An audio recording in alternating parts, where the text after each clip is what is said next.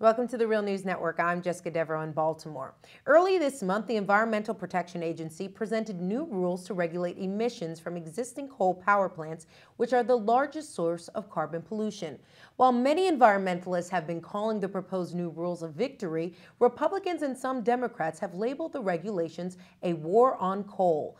To get us beyond the partisan politics and rhetoric and discuss the real impact of these regulations are our two guests. Joining us from West Virginia is Bob Kincaid. He is a broadcaster at headonradionetwork.com and co-founder of the Appalachian Community's Health Emergency Campaign. Also joining us from West Virginia is Cathy Kunkel. She's a fellow with the Institute for Energy Economics and Financial Analysis. Thank you both for joining us. Thanks for having me. So, Bob, let's start off with you. The new rules are still under review, but many environmentalists are saying these rules are a great step forward to combating carbon emissions. So what's your take? Do you think they go far enough? They don't. In point of fact, they're essentially meaningless for the communities that are on the ground where coal is extracted in central Appalachia. These new emission standards, while laudable certainly, and important in terms of protecting the health of people who are downwind from things like coal-fired power plants, they do nothing as far for the communities where toxic dust, poison enters water, where the sludge, we call it, as much as 100 billion gallons of it is stored in open lakes. None of that is touched by these regs. Cathy, what's your take? It sounds quite significant that West Virginia, a state that gets nearly 96% of electricity from coal, must cut its emissions by 21%. These sound like it's a step in the right direction. What's your perspective? I mean, I think it definitely is a step in the right direction. And I think it will require some changes in West Virginia's power sector if the rules are implemented. One of the concerns I have is that I think these rules are likely to be tied up in court for many years. Most of the EPA's recent attempts to regulate air emissions from power plants have been tied up in court for several years, which would delay implementation of this rule. But I do think if it's properly implemented, it is going to reduce emissions from the power sector in West Virginia. Bob, what about what political supporters of coal are saying? They're basically saying essentially this is going to translate into job loss. What would be your response to them? The fact of the matter is, where mountaintop removal coal is concerned, peer-reviewed studies have indicated that as many as 4,000 excess deaths happen annually in West Virginia's mountaintop removal communities. That's roughly the same number of people as we have working on mountaintop removal jobs. So that means that 4,000 innocents are trading their very lives every year for someone else to have a job. That seems to me not much in the way of a bargain. It's rather, it's more than brutal. It's heartbreaking. The fact of the matter is, though, even if these, as Cathy notes, if these regulations are successfully implemented, that speaks to emissions at the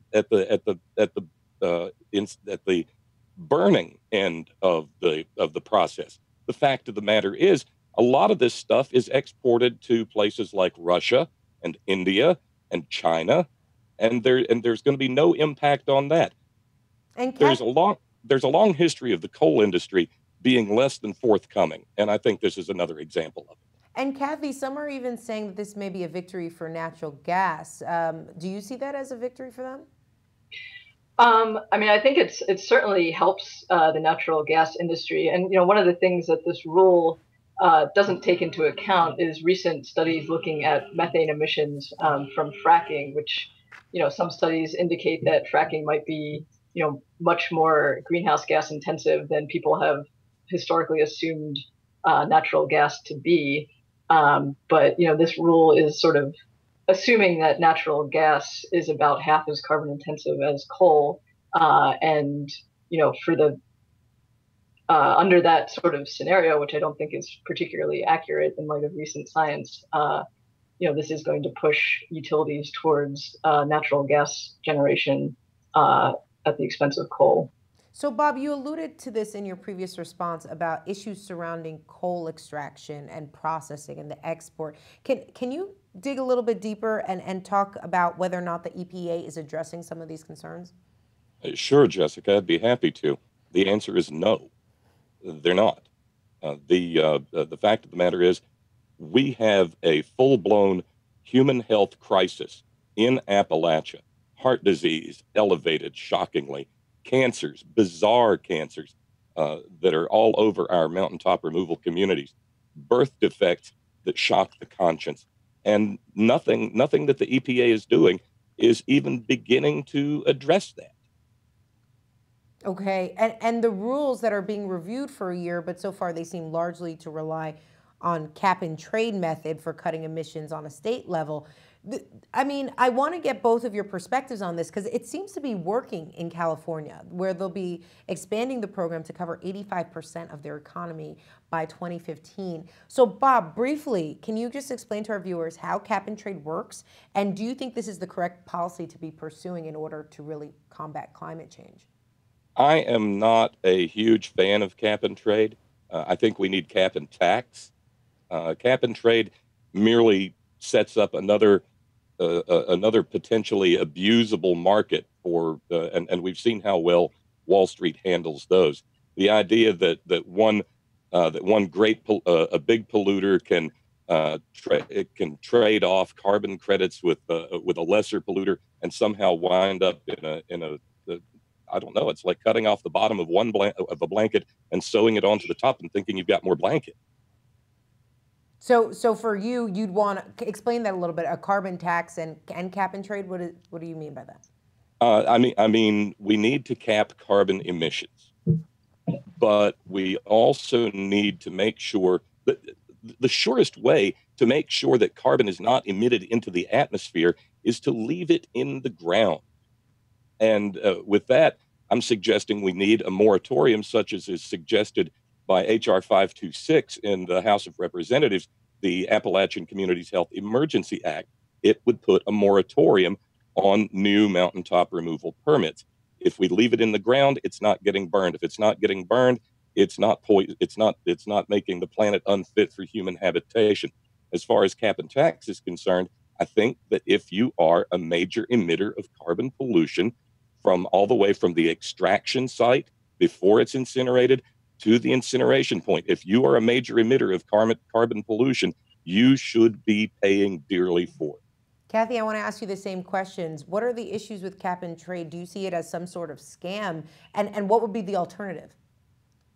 Well, I mean, I agree with Bob that setting up a major market is, opens itself up to opportunities for a lot of market manipulation and speculation and fraud and things like that we've seen, all too much of in the past 5 or 6 years. But I think it's important to note that this EPA rule does not set up a cap and trade mechanism necessarily. It gives a lot of discretion to the states to meet their state-specific targets however they want to. They can just mandate more energy efficiency or more renewables or switching from coal to natural gas at power plants. States do have the option to do some sort of cap and trade type mechanism or to even collaborate with other states in a multi-state mechanism, but that's by no means required under this rule. Okay, and what would you see as the alternative? What should states be pursuing then?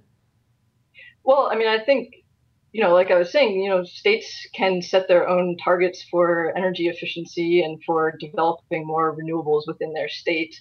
Some states, depending on whether they have regulated or deregulated electricity markets, can have sort of more or less control over, how much generation actually occurs at their coal plants, and they can try to restrict that. So, I think there's sort of more straightforward mechanisms than a cap and trade type approach. And you guys are both down there in coal country in West Virginia. How is these EPA regulations being received? I'll ask you first, Bob.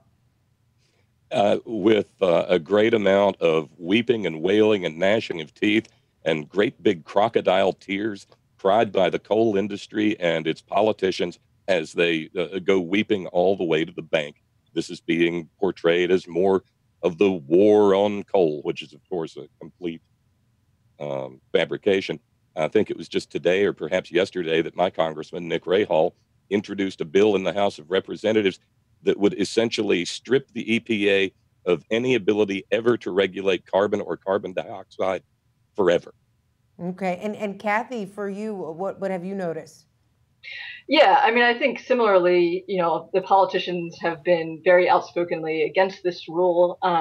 But, I think it's really, trying to sort of delay the inevitable. I mean, the truth is that the coal industry is hurting, especially in Central Appalachia, and it has been declining. And I think now it's kind of become a blame game of like, let's blame the EPA for this instead of, blaming the fact that they're losing market share to natural gas already, and that the coal is becoming more expensive to mine just because of geology, not because of the EPA. All right, Cathy Kunkel and Bob Kincaid, thank you both for joining us. Pleasure. Thank you. And thank you for joining us on the Real News Network.